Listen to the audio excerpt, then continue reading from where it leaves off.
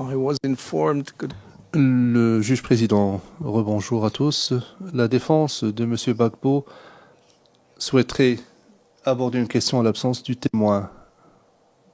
On m'en a informé et donc je donne la parole à Maître Altit. I would like just.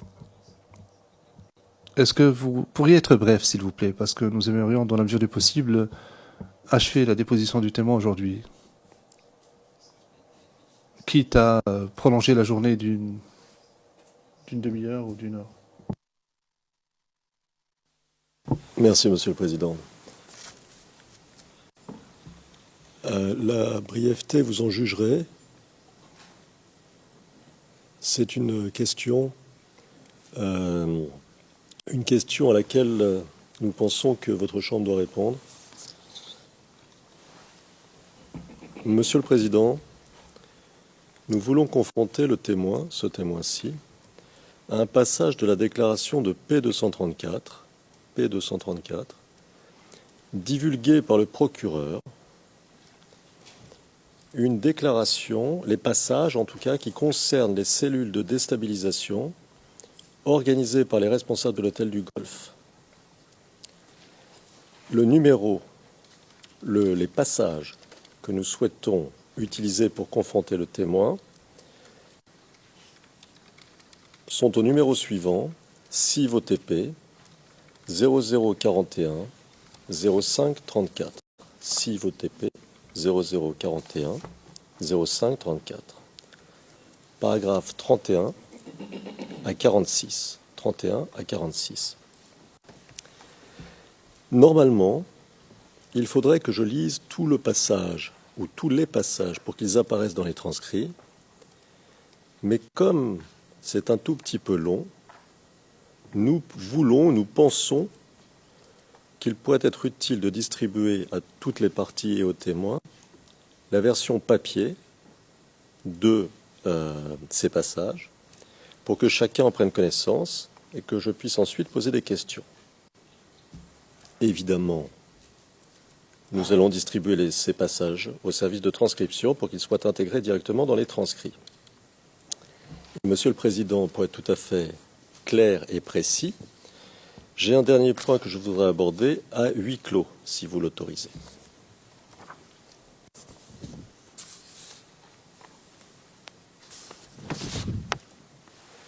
Donc, à partir du 2...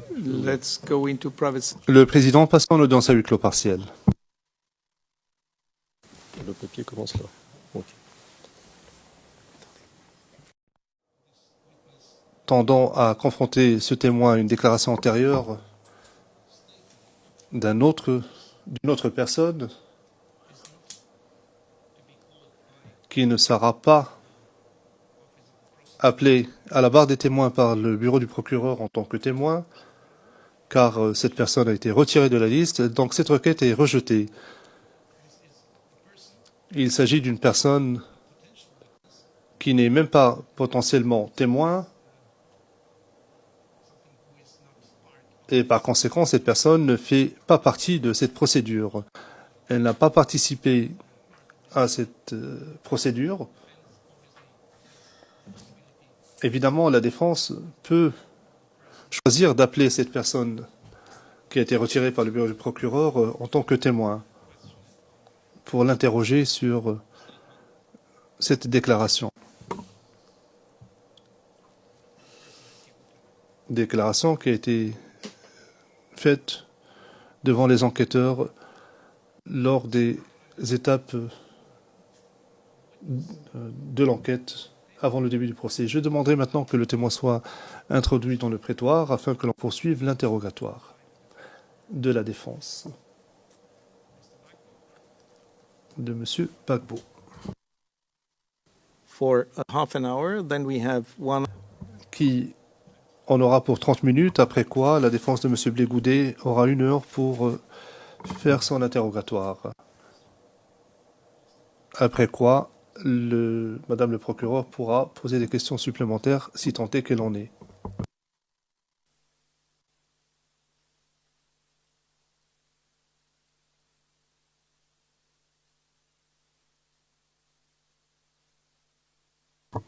obviously the defense for Mr. Bagbo can put Évidemment, la défense de M. Gbagbo peut poser la question sans faire référence. Elle peut poser une question générale sans pour autant faire référence à la déclaration de la personne à laquelle il a été fait allusion. Rebonjour, monsieur le témoin. Président. Maître Altit. Merci, Monsieur le Président.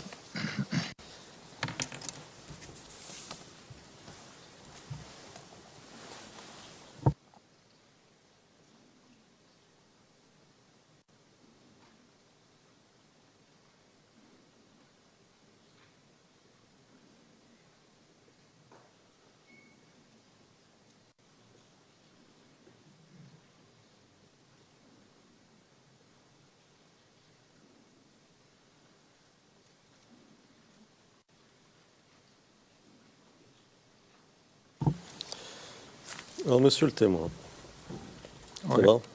ça va. Alors, nous avons appris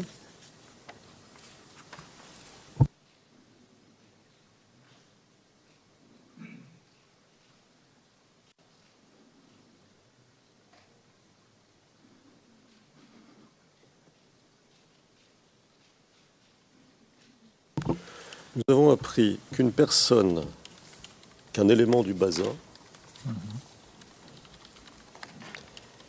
qui était en contact avec des personnes au golf, recrutait parmi les personnels du bazar à la demande de ces responsables qui se trouvaient au golf.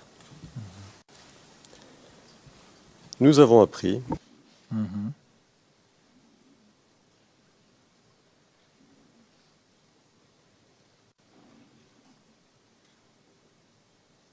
alors, cette personne, nous avons appris que cette personne avait recruté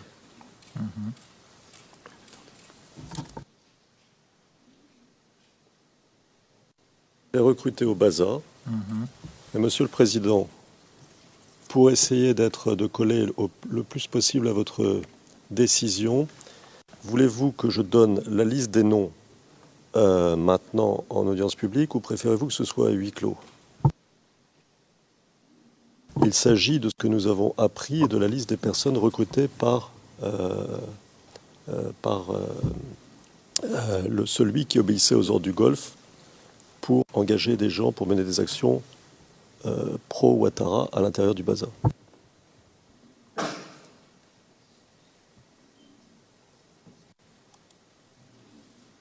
well, I would put the question. Le président.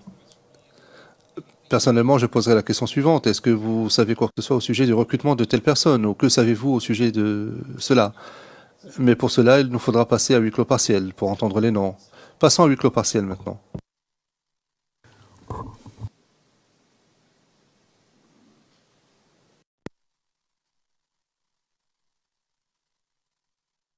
En audience publique. Le président, il me semble que la question devrait être que savez-vous de cela? Est-ce que vous avez été recruté? C'est-à-dire des questions ouvertes. Je voudrais juste terminer en quelque sorte les prémices de ma question. Nous avons appris aussi que dans toutes les unités des corps habillés, il y avait un groupe de déstabilisation qui avait été constitué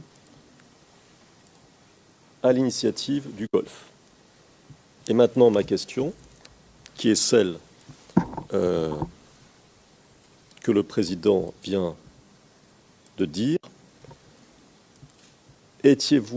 qu'en pensez-vous, que pensez-vous de ce que nous vous avons appris et qu'avez-vous à dire? À ma connaissance, personne ne m'a contacté pour me recruter. Ça, c'est un. Je n'ai pas encore reçu de l'argent, sinon je n'ai jamais reçu de l'argent pour faire quoi que ce soit. Peut-être que si c'est maintenant à me donner l'argent, c'est bienvenu. Et tout ce dont on a cité, Je ne suis pas eux. Ils ne sont jamais venus me dire qu'ils ont reçu de l'argent. Et d'ailleurs même qui recrutait. Si on peut savoir aussi, c'est pas mauvais, hein, parce que moi, je ne le connais pas.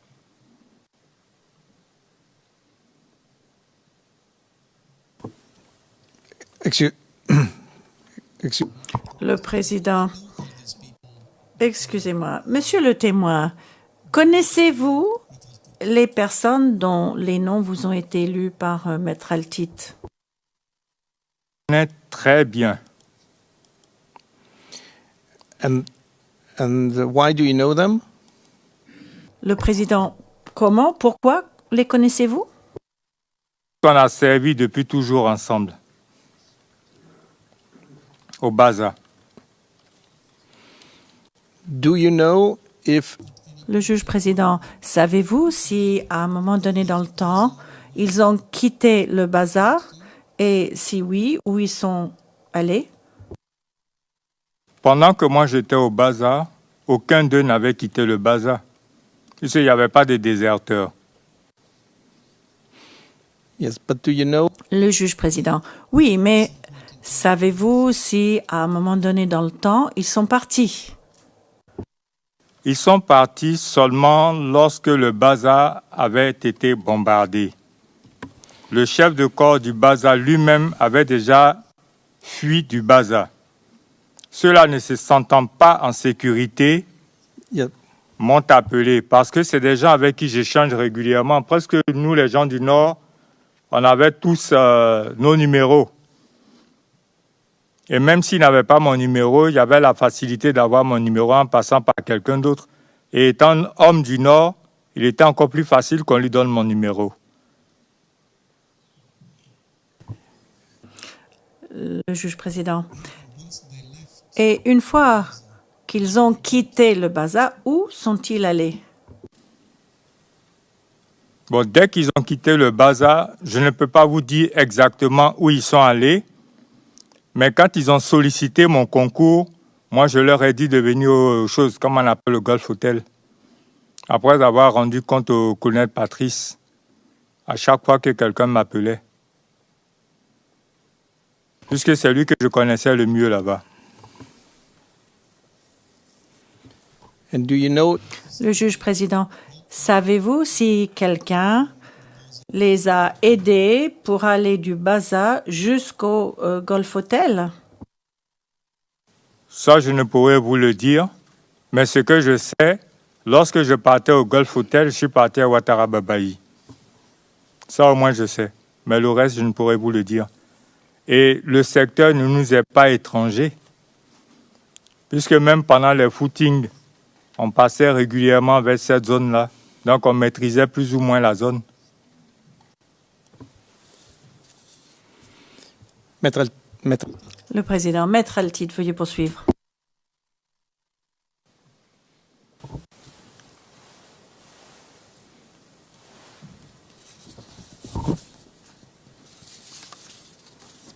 Merci, Monsieur le Président.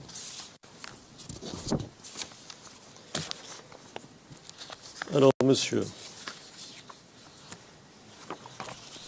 de quand date votre première rencontre avec les enquêteurs du bureau du procureur? C'est après la crise, hein, je crois dans les années 2002-2003. Pardon, excusez-moi, hein, c'est une erreur. Juste après 2011, je crois. Juste après 2011. C'est-à-dire après la crise. Sinon, avant cela, je ne les connaissais même pas. Quel était l'objet de cette première réunion Quelle réunion? avec les enquêteurs du bureau du procureur? C'était pour m'entendre. Ils m'ont demandé les faits, ce que j'ai vécu.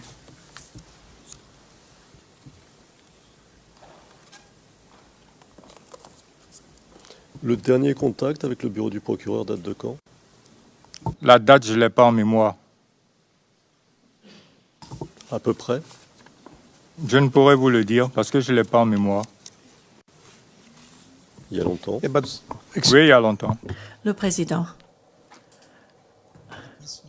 Mais la question était la suivante. Vous avez donné une déclaration au bureau du procureur. Nous avons cette déclaration et la date indiquée était 6-7 septembre 2012. La question était de savoir, est-ce que vous avez rencontré quelqu'un du bureau du procureur avant de donner votre déclaration et après? Et si oui, combien de fois? Une fois, deux fois, trois fois? Bon, je crois les avoir croisés au moins 2 fois. Hein. Mais avant de faire ma déposition, je n'avais pas croisé quelqu'un. Personne n'était venu me croiser avant. Quand je suis venu le premier jour où je suis arrivé, c'était pour me demander les faits.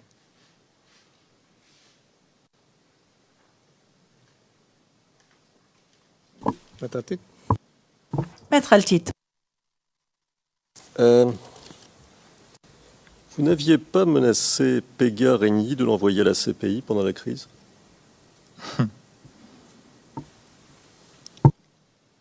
Je lui ai dit qu'il allait payer de ses actes. Et après ça, j'avais été en prison. Le jour où je l'avais vu en prison, ayant fait l'enfance ensemble, je lui ai dit que c'est moi qui l'ai mis en prison. Mais tôt ou tard, on verra. Il m'a dit qu'il avait accompli sa mission. Donc, je ne vois pas où se trouve la menace de l'envoyer à la CPI.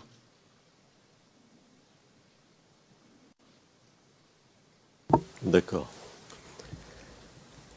Comment avez-vous été contacté par le bureau du procureur? Par qui, si vous voulez? J'étais là un jour et puis j'ai reçu un coup de fil. Je ne sais pas qui a donné mon numéro. Et puis j'étais avec le colonel Kofi Ndri. Et après échange, il m'a dit, bon, mais il fallait répondre. Et puis tu viens me rendre compte. En ce moment, j'étais au BSPD, au Bureau Sécurité, Prospection, Défense.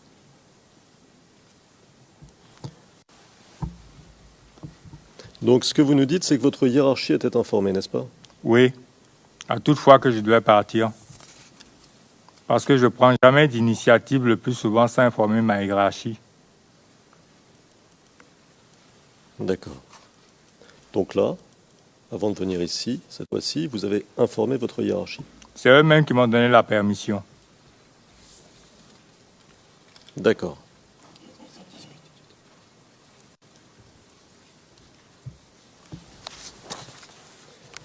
Est-ce qu'on vous a fait des promesses pour vous encourager à coopérer avec le bureau du procureur? Je n'ai pas encore eu de promesse.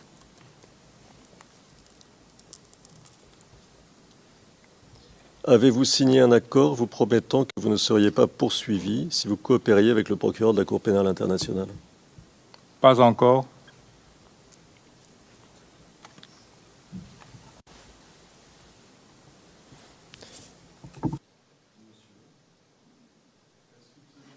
Non, monsieur. Est-ce que vous avez donné le nom d'autres témoins potentiels au bureau du procureur? Oui, j'ai donné des noms. J'ai même orienté le bureau de procureur pour qu'ils aillent à Bobo pour pouvoir avoir plus de renseignements. Mais je ne sais pas s'ils sont allés ou pas.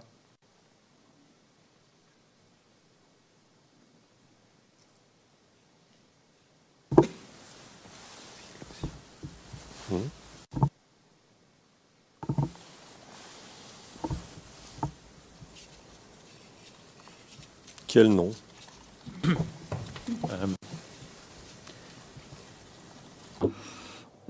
Monsieur MacDonald, Monsieur le Président, est-ce qu'on pourrait passer à huis clos partiel pour donner ces noms? C'est une demande que je vous fais. Le Président, oui, bien évidemment, nous passons à huis clos partiel pour la liste des noms.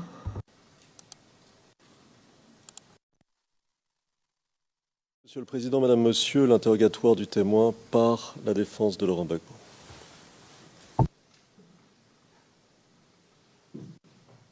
Thank you very much, Mr. Le Président, Merci beaucoup. Monsieur le témoin, la défense de Monsieur Gbagbo n'a plus de questions. Je vais maintenant donner la parole au Conseil de la défense de Monsieur Blé Goudet et c'est Maître Knops, le conseil principal, pour la défense de Monsieur Blé Goudet. Vous avez la parole, Maître Knops. Maître Knops, merci Monsieur le Président. Bonjour Monsieur le témoin. Je m'appelle Maître Knops, je suis avocat aux Pays-Bas et je fais partie de l'équipe de défense de Monsieur Charles Blé Goudet. Je voudrais vous poser quelques questions supplémentaires concernant l'utilisation des mortiers. Voici ma première question.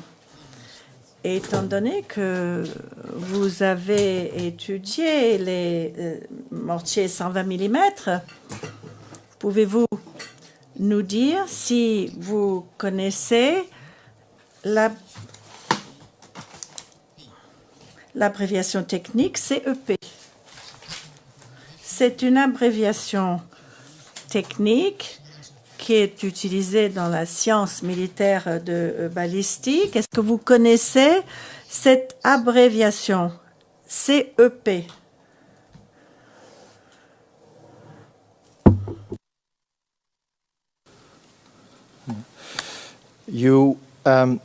Question. Vous avez donné un certain nombre de notes aux enquêteurs lors de votre entretien. C'était un petit cahier. C'est l'annexe 14. Est-ce que vous vous souvenez quelle était l'année où vous avez pris ces notes dans le carnet que vous avez présenté aux enquêteurs? Ce que je disais depuis le début, l'année à laquelle j'ai fait mon BA1, je ne l'ai pas trop en mémoire. Et ces notes viennent de mon cahier du BA1. Yes. Yes. Question. Oui, d'accord. Est-ce que cela pourrait être en 1997, puisque j'ai appris que vous avez rejoint l'armée en 97. En 97 et peu après, vous êtes allé faire votre formation en artillerie au Baza. Correction, il s'agissait bien de 87 et non pas 97. Donc, est-ce que cela aurait pu être en 87, 1987 ou 88 que vous avez pris ces notes? Je vois un geste, pouvez-vous répondre? En 87, je n'étais que appelé. Le BAS n'existait pas encore à Kwedo. Donc, ça ne peut pas être en cette période-là. Le BA2, je l'ai fait entre 2003 et peut-être 2005-2006 par là. Voilà. Donc, c'est loin derrière ce que vous dites. Yeah. Yes. And during... Question. Et au cours de cette formation CI2, on ne vous a jamais parlé de CEP. Cela ne vous rappelle rien, CEP? Je ne vois pas. No.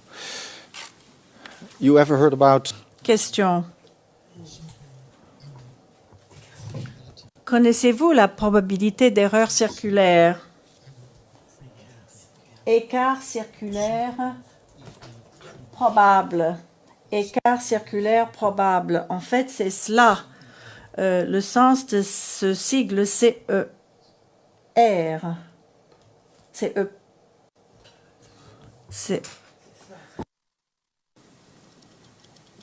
Lorsqu'on parle peut-être d'écart circulaire, je parlerai peut-être des dévers.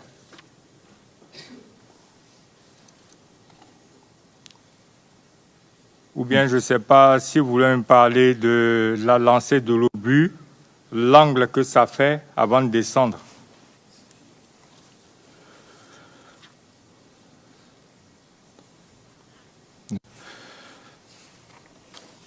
I conclude you are not familiar with. Question.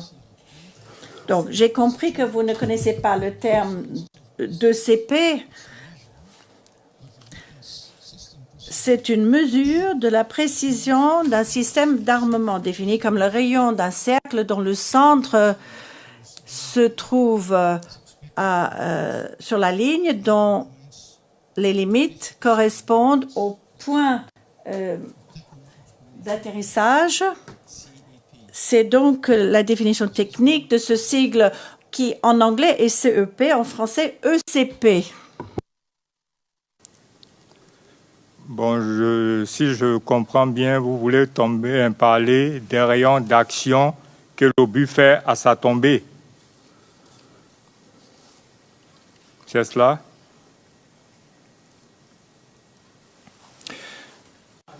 Put it simply, yes. Mr. Knops, Le président, Maître Knops, nous avons peut-être un problème éventuel d'interprétation. Vous parlez en anglais, c'est interprété par des individus qui ne sont pas forcément des experts en balistique.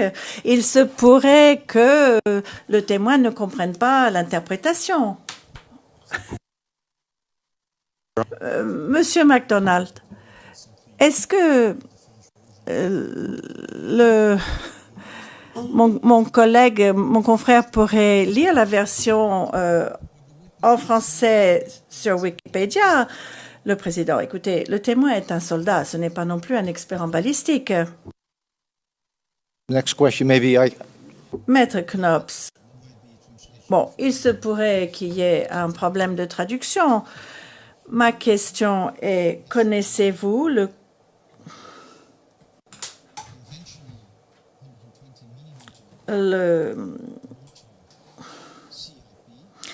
CP conventionnel d'un mortier de 120 mm?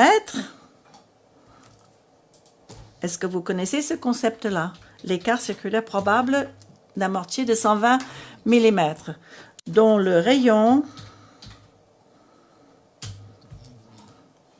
de la tombée qui doit tenir compte de la surface de la tombée.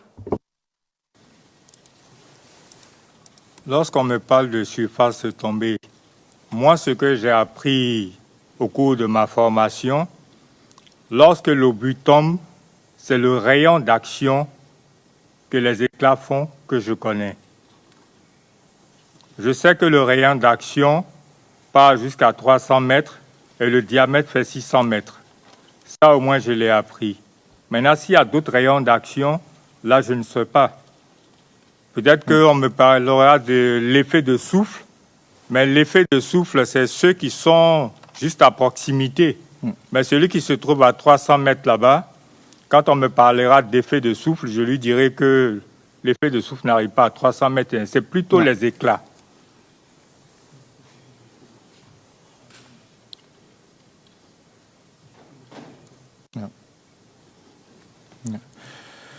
today you Question. Vous avez dit aujourd'hui à la Chambre que 500 mètres pourraient correspondre à la marge d'erreur de ce rayon. C'est à la page 71, ligne 10 de la transcription d'audience d'aujourd'hui. Est-ce que vous vous en souvenez? En répondant aux questions du Conseil de la défense du président Gbagbo, vous avez dit qu'une marge d'erreur de 500 mètres était possible. Or, dans les mortiers de 120 mm et dans les manuels de ces 120 mm, le CP, l'écart circulaire probable qui est indiqué pour la tombée, est indiqué à 130 à 140 mètres. Est-ce que vous connaissez ces chiffres-là? Moi, les chiffres que je connais, c'est 300 mètres et 600 mètres. Ça veut dire 300 mètres de diamètre, de rayon, et 600 mètres de diamètre. Maintenant, s'il y a eu d'autres enseignements, moi, on ne m'a pas encore enseigné cela.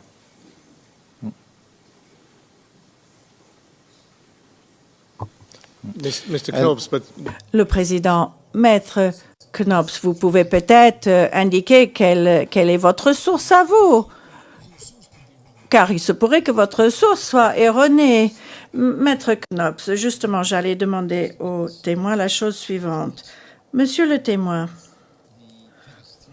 vous avez appris les chiffres de 300 mètres et 600 mètres, mais quelle était la base de ces éléments d'information? Qui vous a donné ces chiffres-là, notamment pour ce qui est du rayon d'un mortier de 120 mm? Au fait, les chiffres nous sont donnés par nos instructeurs au cours des cours.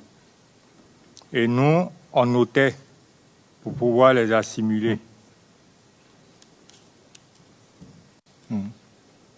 Yes. Maintenant, puisque je n'ai pas tiré un mortier, prendre un mètre mesuré, pour vous dire, après avoir mesuré, voici ce que j'obtiens, moi, je me base sur mes cours. Yeah. Yeah, you never used the mortar in. Question. Vous n'avez jamais utilisé le mortier en cas de combat? Est-ce exact? Mortier en cas de combat. Yeah. You told us earlier that you had. Question. Vous avez parlé plus tôt que vous aviez un instructeur français. Est-ce que c'est à ce moment-là que l'on vous a donné ces deux chiffres que vous avez mentionnés de 300 et de 600? Ou est-ce qu'il s'agissait d'instructeurs de l'armée ivoirienne? Au cours de ma formation du BA1 étaient tous ivoiriens. Quand je parle d'instructeurs français, je parle du droit de la guerre, du droit humanitaire. Voilà, c'est de ça que je parle. Mhm. Là, c'est des Français qui nous l'ont donné. Et ça ne date pas d'aujourd'hui. J'étais encore caporal quand on me donnait ça. Ce n'est pas pendant la crise.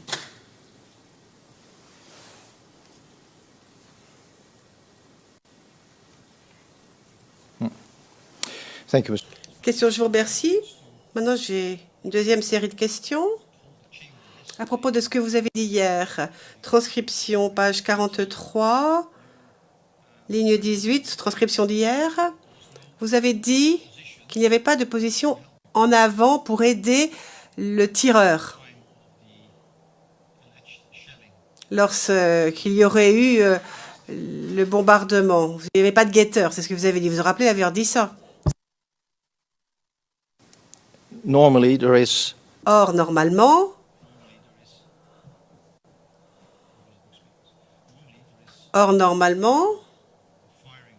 lorsqu'on tire un obus de mortier, il y a toujours un guetteur à l'avant. Mais vous aurez plutôt demandé à ceux qui ont tiré l'obus pourquoi ils n'ont pas mis quelqu'un en avant. Et en ce moment-là, je ne crois pas bien que quelqu'un aurait pris le risque d'aller en avant. Parce que si tu battais en avant, plus de temps même tu les guettes, ce n'est pas eux qui vont te laisser.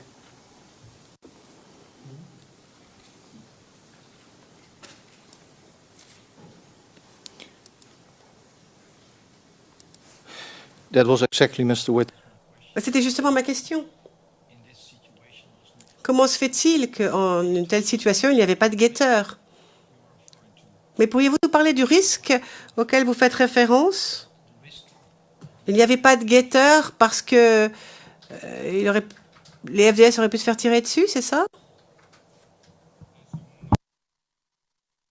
Après qu'on ait parlé de la tuerie des femmes, tout le monde se défendait. Est-ce qu'un FDS aurait eu le courage d'aller se mettre à un point X pour dire soit tirer un peu plus à gauche, tirer un peu plus à droite? Moi, je ne pense pas. Moi, même si on m'avait envoyé pour ça, je ne serais jamais parti.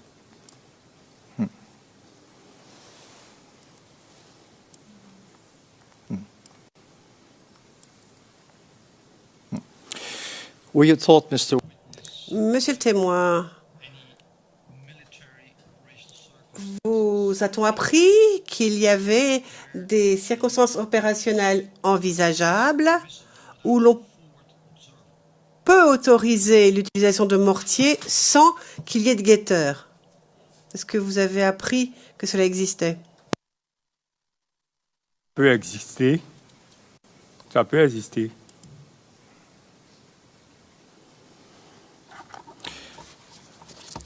Can you mention one example? Vous pourriez nous en donner un exemple? Par exemple, une zone d'insécurité pour soit amis qui tirent vers une zone ennemie. On ne va pas dire à l'ami d'aller se mettre dans un point. C'est pas, par exemple, la destruction d'un point, d'un pont, ou bien en pleine brousse et autres, où on sait que le coin est bien sécurisé, mais il faut détruire le pont parce que ça sert de pont de ravitaillement à l'ennemi. Si c'est un pont qui sert de ravitaillement à l'ennemi, on peut le détruire. Et là, on peut dire à quelqu'un d'aller guetter pour pouvoir guider un peu celui qui effectue les tirs.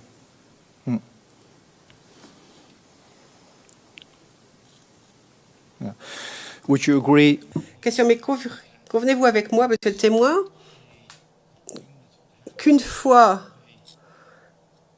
que l'unité dispose d'une carte d'artillerie et qu'on lui a donné les coordonnées de la cible, dans ce cas-là, on peut utiliser le mortier. Vous êtes d'accord ou non? Le président, c'est quand même une hypothèse là dont vous parlez. C'est basé sur énormément d'hypothèses. Le maître Knops, oui, mais c'est quand même dans la déclaration. Et cela a directement à voir avec l'incident dont on parle. Bon, je ne vais pas rentrer dans les détails, parce que je ne souhaite pas aider le témoin. Mais je peux lui demander, il me semble, la chose suivante. Est-ce que cette situation est envisageable? Et ensuite, ma deuxième question de suivi, c'est de savoir si dans le camp militaire à l'époque, vous disposiez des cartes d'artillerie, des cartes pour les tirs.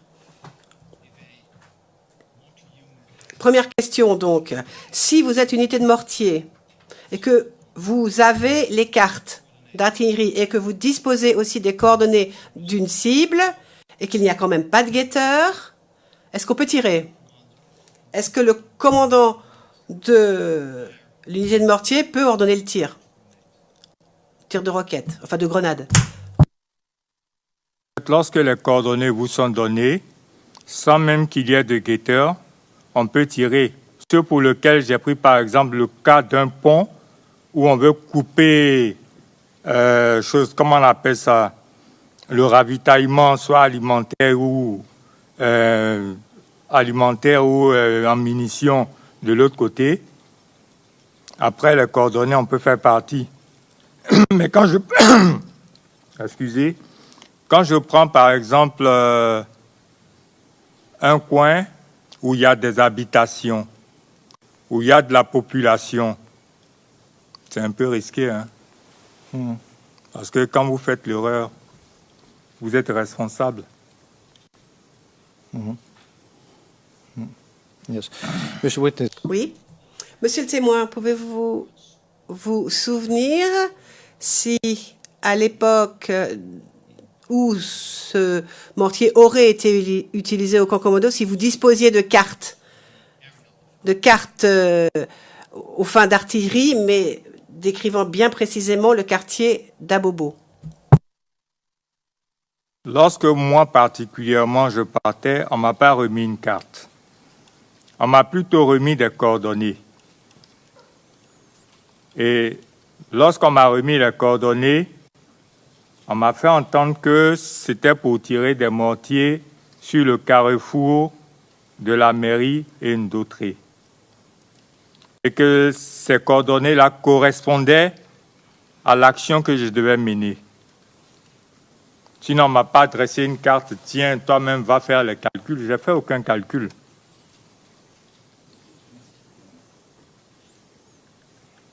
D'ailleurs, avec tout ça, il y a des risques qu'il ne fallait pas prendre, c'est-à-dire tirer. Puisque les données ne venaient pas de moi. J'ai même signifié le nom de celui qui avait fait ces calculs.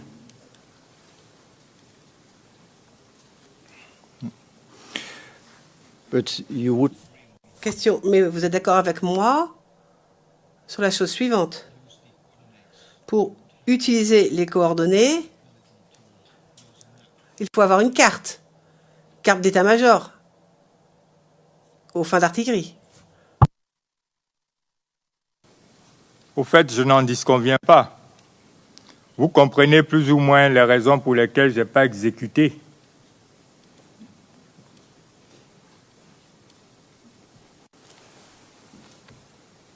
yes. Question, oui. Et avez-vous des informations à nous donner à propos de la précision de ces cartes d'état-major à l'époque? Et là, bien sûr, je parle de la période de référence, donc février-mars 2011. Ces cartes d'état-major dont disposait le FDS étaient-elles précises? Je n'ai pas utilisé de carte, donc je ne saurais vous dire si c'était précis ou pas. Si vous faites référence, par exemple, au colonel Dadi, à l'ex-capitaine Bruno, eux au moins pourraient mieux vous expliquer.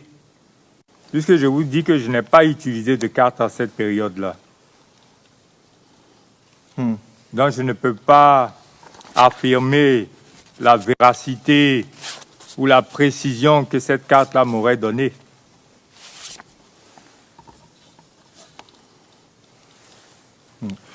But you must have Question. Mais vous êtes militaire depuis 30 ans. Donc à un moment ou à un autre, vous avez bien dû utiliser ces cartes d'état-major. Vous avez jeté vos yeux à un moment ou à un autre sur une carte d'état-major. Donc pourriez-vous nous dire, d'après vous, si ces cartes d'état-major sont véritablement précises? Bon, les cartes que moi particulièrement j'ai utilisées, c'était les cartes d'Aquedo et ses environs. Parce qu'on nous coupait quelques petites cartes où on pouvait nous couper, faire des cartes d'une zone quelconque, voilà, sur laquelle on pouvait étudier. Mais dire qu'on m'a présenté la carte entière d'Abidjan ou la carte d'Abobo ou même la carte de Yopougon, Koumansi et autres, moi je n'ai pas reçu ce genre de cartes. On pourrait même prendre une carte d'Europe et puis travailler dessus. Tout qu'on fait, c'était pour dire à celui qui recevait la formation, voici comment ça se passe.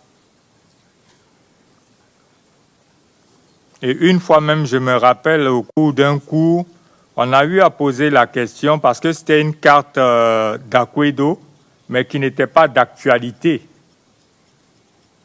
C'est-à-dire, c'était une carte plus ou moins dépassée. Donc, il y avait des zones qui existaient maintenant qu'il n'y avait pas sur cette carte. Je prends l'exemple. La carte qu'on m'a montrée tout de suite, où on me demandait d'orienter, de préciser le carrefour mairie et Ndotré. Vous voyez que j'ai pris un certain nombre de temps. Il y a des secteurs qui ne sont pas avec précision sur cette carte-là. Il y a plutôt des numérotations. Mais ces numéros-là, ça sert à quoi? Moi, je ne peux pas vous dire parce qu'il y a une légende sur une carte. C'est à partir de cette légende-là, on peut savoir exactement ce que dit la carte. Je n'ai pas la légende, je vois des numéros, et puis je me mets à Ndotré comme ça, j'ai préféré ne rien mettre. Je mets une croix, je dis ça c'est Ndotré, mais qu'est-ce qui prouve que c'est Ndotré? Est-ce que ce n'est pas Kennedy que j'ai Mr. Witness, proché? sorry. Oui, désolé, monsieur le témoin. Je vous arrête.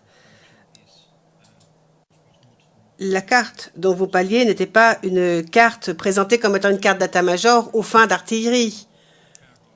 Parce qu'au paragraphe 157 de votre déclaration, vous dites À vol d'oiseau. En référence à une carte d'artillerie. La carte est la représentation réduite sur papier d'un site.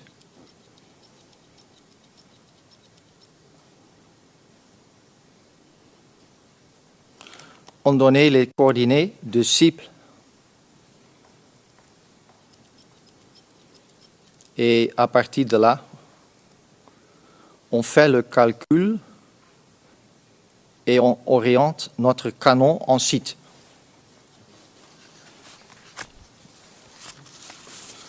So, in your statement, you... Dans votre déclaration, donc, vous disiez aux enquêteurs qu'il était habituel d'utiliser ces cartes d'artillerie pour commencer et d'utiliser les coordonnées sur cette carte pour identifier la cible. C'est ainsi, n'est-ce pas? Une carte a des coordonnées, a aussi une légende. La légende, c'est ce qui peut se trouver sur la carte. Vous voyez, souvent on voit des secteurs où il y a des forêts, on peut avoir un secteur où il y a des monticules de terre, c'est-à-dire les différentes formes de terrain. Maintenant, la mesure à vol d'oiseau, communément, c'est dit comment? Lorsque vous devez, je quitte d'ici pour aller vers vous. Je vais d'abord vers le président, et puis je tourne, je reviens vers vous. Vous voyez que la distance est longue par rapport à lorsque je prends une craie que je lance dans votre direction. Elle est directe. C'est ce que nous, on appelle plus ou moins un vol d'oiseau. Sinon, à pied, il y a les détours qu'il faut faire. Yes. Oui. Vous nous avez aussi dit que parfois, lorsqu'on utilise des mortiers, les premiers et deuxièmes tirs sont utilisés pour atteindre la cible, mais parfois, il faut plus de projectiles avant d'atteindre la cible. Convenez-vous avec moi que l'on peut atteindre une cible militaire avec le premier obus, du premier coup? Entièrement d'accord avec vous. Mais ça dépend de l'expérience de celui qui utilise l'engin.